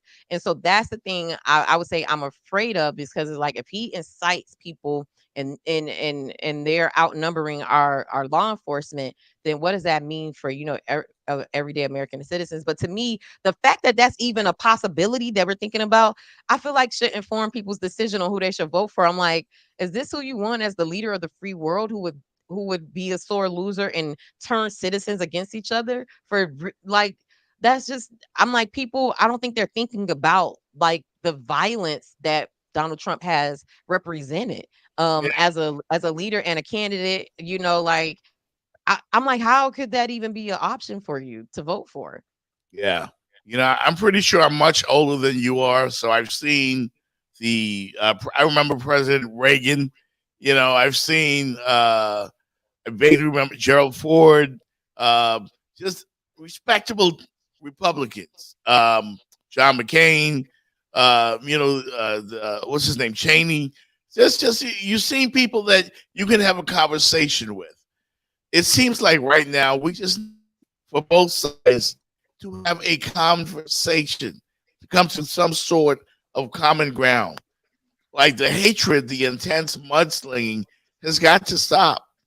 Like, and that's what you tried to do on your podcast, which I encourage everybody to watch the that part podcast with Papa Keith. Great, great podcast, very informative, and you do listen to both sides. Yet people still came for you because you were trying to give everybody a chance to have a conversation. And we have been trying to get Republicans a candidate on. We reached out to the Republican chair for Miami-Dade County, like that kind of fell through. But we've been actively, like at least I've been DMing their Instagram trying to get interviews because I want to be able to present all sides. It was too late for me to start doing the research for the Green Party. I want to interview independents. I want to interview people from different all sides of the aisle, and and upcoming seasons will do that, because what's something else me and Papa Keith are not going to do, which I feel like the Democrats are really horrible at, is continuing the conversation and engaging people, which is why people, like when the midterms come, we lose seats and we were regress when it comes to policies. Because one thing I do like that the Republicans do, they show up, they're consistent in their messaging, and they know how to turn out their base. And so something that me and Papa Keith are doing, and we're working with various people, is we're not going to stop. So we're going to take a break after with the show after the election, but we're coming back in January with new episodes, interviewing people for local elections, gearing up for the governor race that's coming. I'm like, we need to keep people informed and engaged, and I feel like a lot of times after the election, we don't hear from anything from the Democratic Party until it's the next election cycle when they're begging for votes. And I think we have to stop that. But also, too, people have to take some responsibility and get informed. And I think that's, the responsibility, the mantle that I'm taking up on is like, hey, let me get this information to them. But I mean, what you're saying about like respectable Republicans, I'm like, Donald Trump's almost makes me miss like baby Bush. It's like, I'm like, at least he has a little bit of decorum. Like some of Yeah, this stuff is just crazy what he's saying, especially when it comes to our Haitian brothers and sisters, like his recent comments, like it's just like, sir, like people were getting death threats. Like I know some of my colleagues that work at the Haitian Times, they had an event that was going to be happening in Springfield, and they were getting death threats and bomb threats, and they had to cancel that event. I heard about kids not being able to go to school, getting bullied because of that, what happened. And all of us from Miami, we know what that energy is, and that ugly time when we were not treating our Haitian brothers and sisters with respect, and being prejudiced and xenophobic towards them. And so to go back there was like a really, really hurtful thing to see. And we have a presidential candidate that people want to vote for, that is promoting that. And let's be clear, like Haiti is to me, when I think about like freedom for Black people, they are like the pinnacle, the mecca of that. They're the only country that have fought and won their liberty, and they're paying for it still today. Like Haiti looks the way it does now because they fought and won. And Yeah. let's just be clear. That's at the basis of what it is. And Yeah. so to me, to not have respect for Haiti and our Haitian brothers and sisters, and understand why they have to come to America now, for help because of what's going on in Haiti, I just can't stand for that ever. Like I can't support somebody who would do that. It's along with all the myriad of things that he's done. No doubt. We encourage everybody to exercise their right. Go ahead, Jenny. And trying to take away the education. I mean, taking away the books, taking away what? We're trying to take away the Department of Education. We're trying to take away things that are going to keep us, either take us backwards or at least just keeping us stagnant. No, we're trying to grow. That's why we have to go and vote. Absolutely. This conversation could go on all day amongst us. I just hope the left and the right can get it together. Like that song, but left, right, do it. Left, right, do it. Just do it. Communicate. Let's exercise your right. Vote for whoever you want to vote for. And let's keep it peaceful, because At the end of the day, yeah, whoever you vote for, my biggest fear, man, is that it gets nasty, because America is not a banana republic, to put it mildly. We're not that, but the rest of the world is watching, guys. The world is watching. JANEY Tate, thank you very much. Very insightful.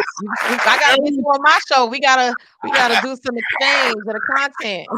I gotta talk about the Dolphins. As long as I can talk about the Hurricanes, we're great. Thank you so much, man. People, the comments have been, they love you. Before you go, I want you to tell everybody where they can find your content. Tell more about HYLO News. The That Part podcast should get an award, because great stuff from you and Papa Keith. Thank you.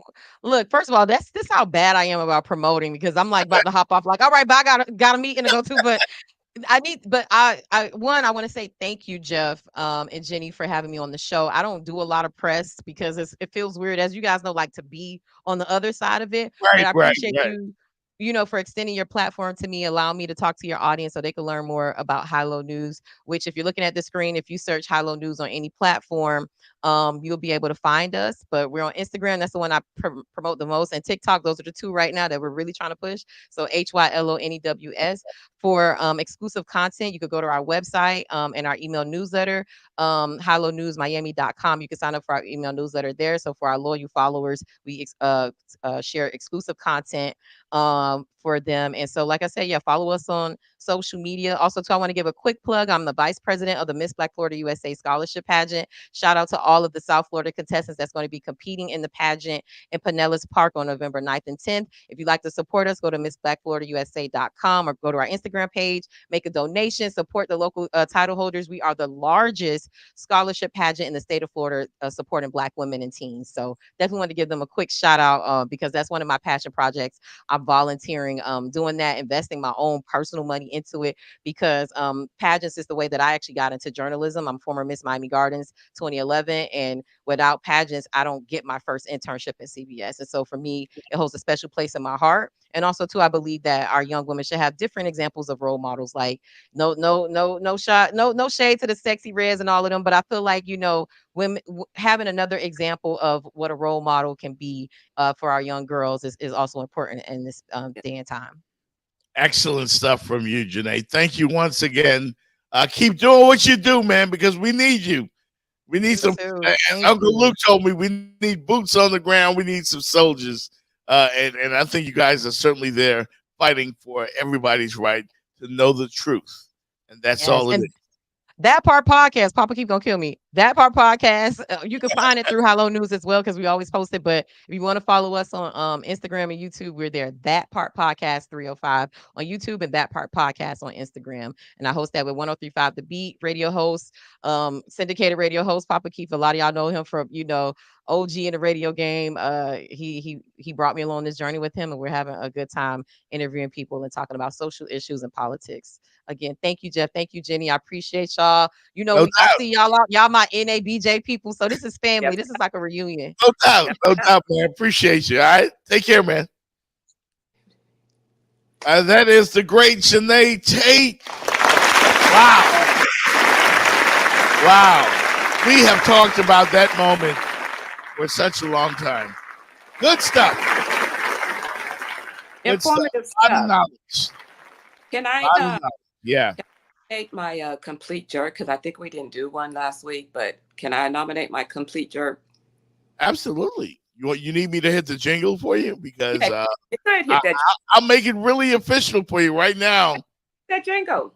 Jenny Jones Complete Jerk coming up. It's time to find out who's making stupid look good on this segment of Complete Jerk on the Jeff Fox Show, brought to you by Remix Sports Media. From athletes to coaches, actors to astronauts, and everyone in between, no one is safe from being the next Complete Jerk. It ain't safe. It ain't safe. It ain't safe. Wasn't there a rap song that said that one time? It ain't safe. It ain't safe. I don't know. You wouldn't know, but who's your complete jerk, Jenny Jones? Who's your complete jerk? Or jerks is anybody that doesn't vote in this election. Oh, nice. Back around, anybody that doesn't vote, you're a complete jerk. Whatever happens or doesn't happen, you took a part in that by not voting. Yeah, nice by you. Nice play of words there, Jenny Jones. Yeah. I have some complete jerks to give away as well. One of them played high school football right here in South Florida, in Miami Gardens of all places. Oh. He had the audacity to go to a Republican rally, which is his right. We were just, we're not killing him for that. But Antonio Brown, how dare you? How could you embarrass yourself? Not only him, but Le'Veon Bell, him too. Like, the audacity. Like, you guys are complete jerks. We're trying to discredit the very respectable, very qualified Vice President of the United States, who should be considered, actually, who is a serious candidate who could possibly become leader of the free world. Yeah. I give you guys complete jerk awards. Complete jerk for supporting the orange guy. I'm sorry. I kind of leaned a little bit to one side. Yeah, you kind of put your toe over. The audacity. Antonio, no. I interviewed Antonio before he got drafted. One of his boys. I had no idea what a big star he would eventually become. But I remember talking to him about he was a great rookie, had a great year. But something ain't right, man. Something ain't right. He started his own network, CTESPN.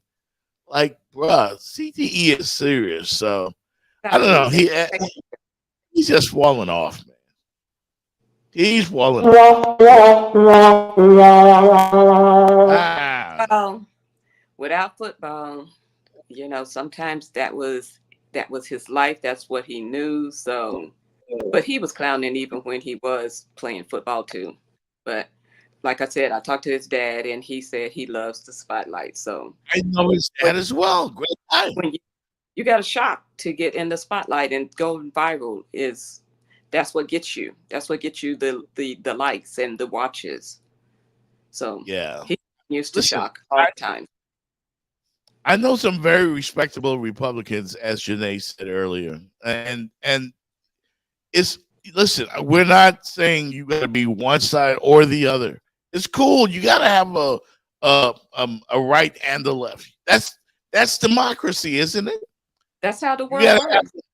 That's how it works. Everybody can't be on the same team. That's not going to be fun. That wouldn't work. You know, it's not what you're all fighting for. So it's cool either way, but stop with the bullshit. You know, stop with the dumb shit. With you know, not even kidding about that. Like for real, for real.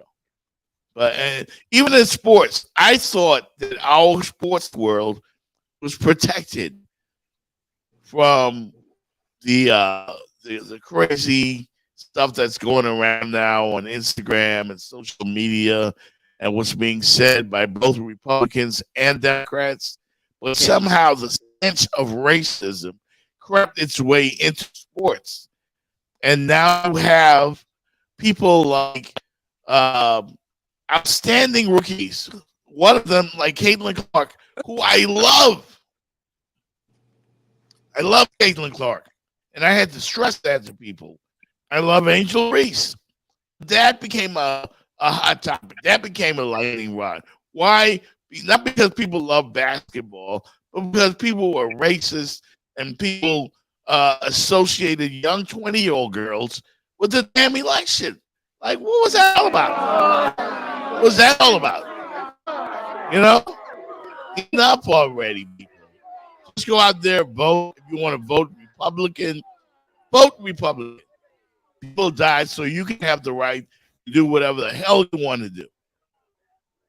Right? That's right. That's it. Got to vote. Got to vote. Got to vote. I mean, again, one of the people I love to follow, and I encourage everybody to follow him, is Wise as well.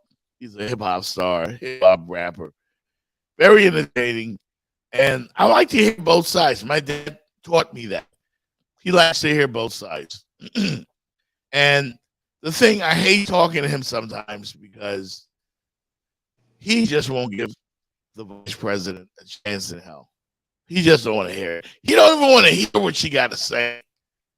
He just assumed that he's got words for bruh, like, you know, and this is the person I respect the most in the world. But that's how he feels about it. I said, you're just from the Stone Age. You got to get over it. A woman president is very likely. It's very likely. Very likely. Or you could have the alternative. Good luck with that. Good luck with that. Did you see Jenny Jones, your boy Stephen A. Smith, going off on Fox News? I haven't seen it yet. I'm going to go back and look at it because, you know, I'm doing this wedding thing. So I'm a little behind on my news and my football. I've heard about it, though. I've heard he went off. So I'm going to go check it out. Black people in America are ready to give Stephen A. his card back. Like, he can come to the barbecue. Like, he was in his zone last night. And I do have a clip for you. Yeah. Number two, I know you're not talking about somebody being lucid and cogent and enunciating their thoughts with clarity, and you're bragging about Donald Trump. We can't be watching the same stuff if that's what you're doing. You ain't going to do that today. You know now, what? Lindsey Graham, hold it. Now, Senator Lindsey Graham is about to come on this show. Let me tell you now, something. that man can articulate himself very well. Not Donald Trump now. I have sat with him for hour after hour after hour, topic after topic after topic, and he is so dialed in. Look, you know, it's funny. People try. This is like the latest argument. And meanwhile, you're Stephen A. game ball, man. Give Stephen A. game ball. Game ball, Stephen A. Because I've never seen your boy Hannity. Yeah, I've never seen him shook like that. Like, and I've not seen no dialed in. I've not seen a dialed in Donald Trump. Have not seen. Sorry if that's the way you want to vote. That's your choice, and we all make our choices. But I'm sorry, I've seen him dialed in when he want to talk about Haitians and cats and dogs, and I'm better looking than Kamala. I've got a better beach body than Biden. If that's what you call dialed in, then he was dialed in. But I'm sorry. Just tell me the issues. Stick to the facts. Tell me the issues, and let me decide. Let me decide. You know what I loved that JANEY said? Something I absolutely loved that she said. She said she doesn't mind the defection of black men to the Republican side. And when she said that, it made me think of people like my father, who said to me, and I've heard this said on many occasions, that the Democratic Party assumes you, being a black man or a black woman in America, are automatically going to vote for them. Right. And that's a great point. It is. I mean, they made when she said, that's the connection. We should don't rely on just the color for the connection. Hear what the candidates are actually saying about the issues that are concerning. Yeah. What are your issues? What are your policies? Where do you stand on this? That's important to me. Where do you stand on that? That's important to me. And if you hear what you need to hear, you hear something that resonates with you, then vote that way. Absolutely. Vote that way. Absolutely. So that's about as much politics that I am willing to talk about on this show, because all I want to focus on is the you. Can you do that? Can you do that hurricane thing for me? I got only two hands, Jeff. I got two hands, and one of them is holding the camera. Oh, I got you. Wave for me. Yeah. And I'll do the other part. That's what I'm talking about, Jenny. That's teamwork. That's teamwork. That's teamwork right there. There we go. Let's go, Kate. Let's go, Kate. Yeah, man. Jeff. Now, see, we can be biased when it comes to sports. Oh, like I'm biased. Yeah. I'm sorry, Tangela. Sorry, Florida State, but you guys are trash this year. You're trash. We love you, but you're trash. We love you, Tangela, but the FSU is trash. But I thank all the Noel fans that came out to Grails last night. We had a great time. Canes and Knowles hanging out. This is the weekend because the game goes down Saturday at Hard Rock Stadium, and I can't wait. A lot of great things happening this weekend. Tua is back for the Dolphins. The World Series starts tonight out on the West Coast. Shout out to the LA Dodgers, and who are thinking about Fernando Valenzuela, who unfortunately passed away earlier this week. Shout out to Dodger fans, but it's all about the Yankees, baby. New York Yankees. New York, stand up. New York, stand up. Can I stand up? Yeah. I kind of. We about to get out of here, man. I promised myself we would not do a 2-hour show, and gosh darn it, here we are going on 2 hours. Like it happens every time. But Janelle was so entertaining, though, so we just had to let her. Oh, we can't blame Janelle for that. Yeah. Oh, I'm not blaming. I'm just saying. Oh, we just had to go with it, though. I'm definitely not blaming her. She was excellent. I'm giving her flowers. Absolutely. So it is what it is, man. But I'm getting up out of here. Thank you. Remember our message today, people. Vote. All right? Just do it. Let's go. You beat Florida State. See ya. Whether you show up for yourself, whether you show up for your kids, whether you show up for your sisters and your daughters, I need you to show up. It's very important that we show up. I'm going to tell you a little quick story. I went to the DNC in Chicago. And I've never preached politics to my kids. When I came back, When I came back, I woke up my son, and you know what he said to me? Dad, in 4 years, can I go with you? We have to show up for our children. Does that make sense? Yeah. We show up for so many things that don't matter, that don't affect our daily lives.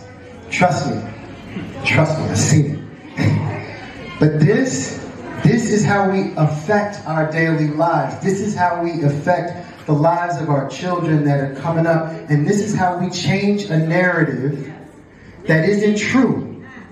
It isn't true. So fellas, I'm talking to you specifically today. Please, let's show everybody how powerful we can be and what happens when we come together. When we come together and do what's best for our communities.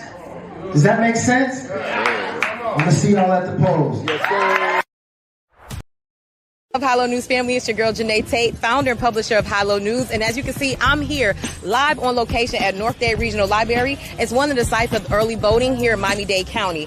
We're going to be talking to voters about the importance of voting, why they're voting, and why you should vote in every election. Family, we're actually here with a HYLO News favorite, Councilwoman Linda Julian, who's up for re-election, and she's running for Council Seat 5. So Linda, tell us, why is it important to vote? It's important to vote because our vote is our power. Our vote is how we express how we feel about the issues that are taking place in our community. And if you don't vote, you allow people to vote for you and to create policies on your behalf. So HYLO News family, we're here with a voter who made her voice heard. So tell us, what's your name and where you from? My name is Margaret. I'm from Miami Gardens. Oh, okay. Miami Gardens in the building. All right.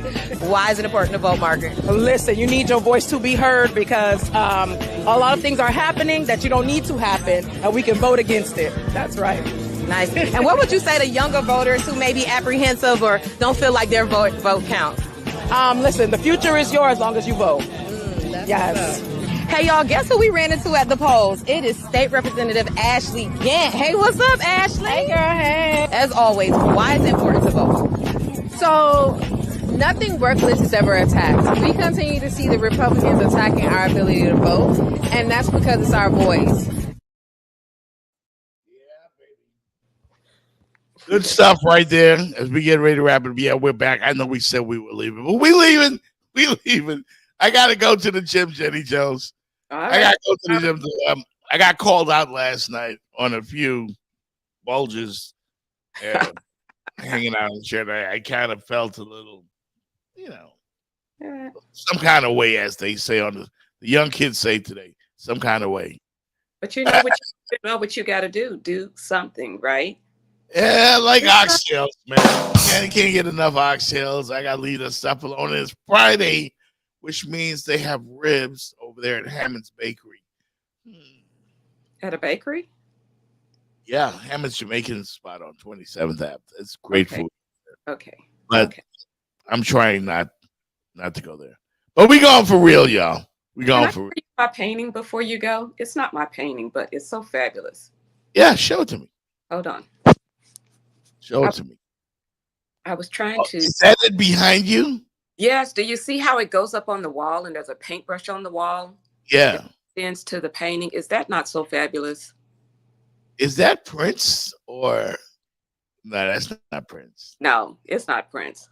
It's not Prince. But yeah, like I said, it was so fabulous. I was trying to show it to everybody because I'm not necessarily not that into art like that, but I get it. I get it. Oh, I would buy it. I like it. Yeah, I promised my man Fish from Refuge City TV that I would show a clip from the Ignite the Culture weekend. And this is what I was talking about earlier when I said all of us need to work together. JANEY TATE said it as well. Yeah. Ignite the Culture weekend. We'll be a part of it. I was there. Tommy Green was there. It was great, man. It felt great to be in Miami. It felt great to be a part of media in South Florida. Everybody was there. The Circle of Brotherhood was there. Brother Lyle, Fish and Grits, Refuge City. I think maybe even JANEY TATE or somebody from her HYLO News organization may have been there. Great day, man. Great day to be a fan. I'll leave you with that. All right. Have a safe trip back, Jenny Jones. Peace out, Shouty. Peace and love, baby. Boom, it's your boy Blaze Carter, also known Big Bleak, and we going live right now on Rep Your City. Holla at your boy.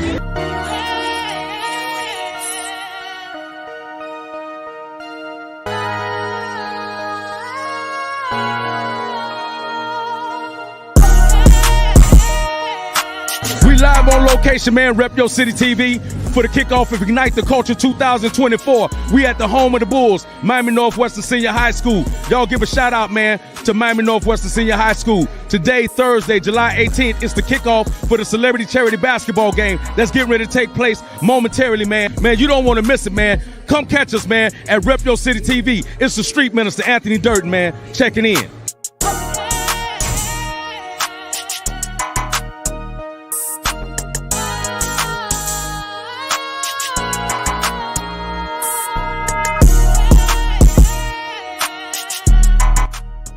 So my name is Dr. Armin Henderson.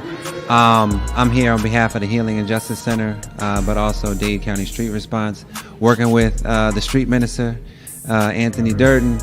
I'm also here on behalf of all the basketball players, because I do still play basketball.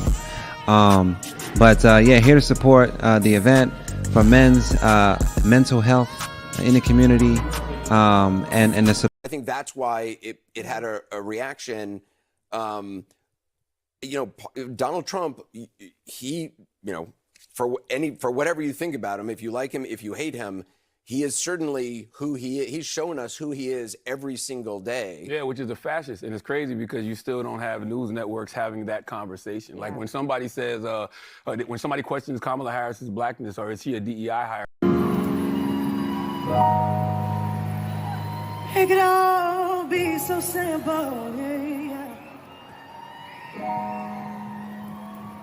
But you'd rather make it hard. Loving you is like a battle.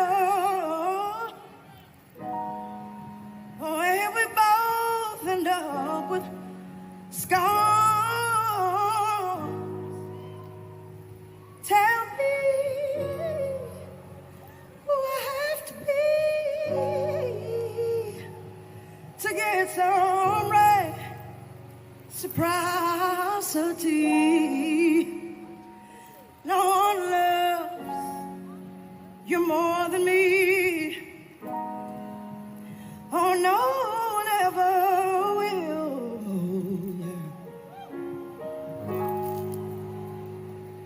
Is this just a silly game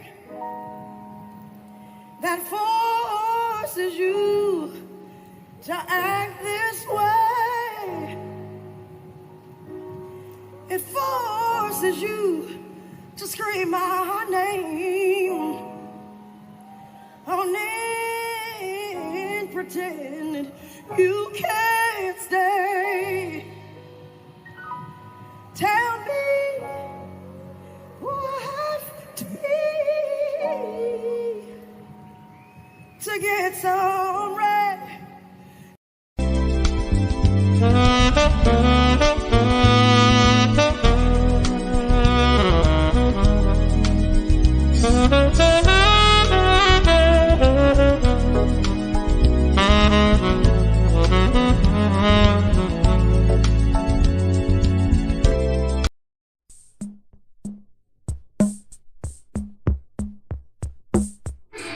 There are many men in this room at the conclusion of last year that said to yourself, maybe you even shared it openly, that next year will be different. Next year is here.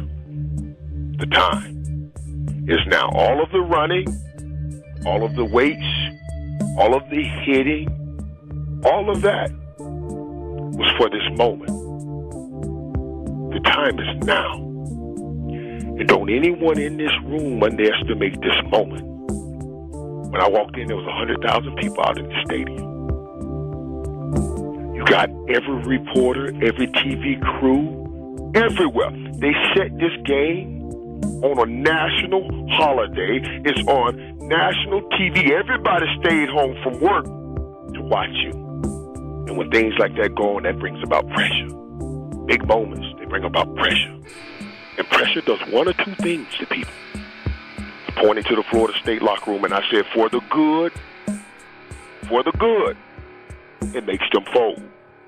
But for us, the great, it makes us focus. So when you walk out here and you see these 100,000 people and they'll be yelling at you, don't worry, you focus. When you go out on this field and everybody's running around and things aren't going your way, and it will happen because it happens in every game and it has happened to everybody, that's all right, you focus. But when you turn that thing around and it's going your way and you got that point where you need to put a team away, that's pressure. But you focus and you get it done. Right here in this locker room, right out on that field. We were down 19-3. 19-3. I looked around this locker room and I said to everybody then, there's only one way we get out of it. There's only one way we get out of this, and the way we get out of it is each man has to make a promise. One to another, I will get my job done. And all my years of winning championships, the one common thread that was woven through each of those teams was a promise made, one man to another, I will get my job done. Can you guys promise that to each other? Can you go out here and get your job done? Because that day, we walked out on this field and we made history. And today, you get to write your history. And don't you let any man get in the way of you writing your history.